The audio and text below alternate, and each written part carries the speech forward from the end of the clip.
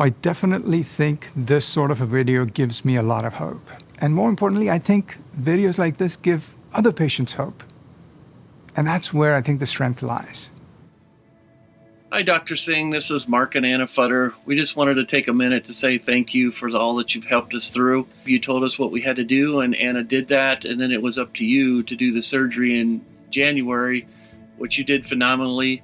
You've been exceptional to teach the people at City Hope Phoenix of what to do and how to do it. We just want to say thank you from the bottom of our hearts, and we just want you to know that we appreciate you. And you are like the best doctor I've ever had in my entire life.